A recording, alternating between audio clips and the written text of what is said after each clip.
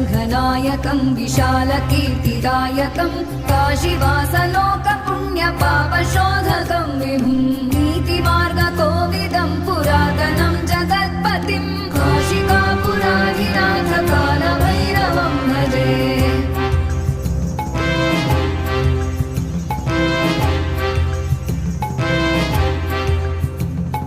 कालभैरवाष्टकं पठन्ति ये मनोहरं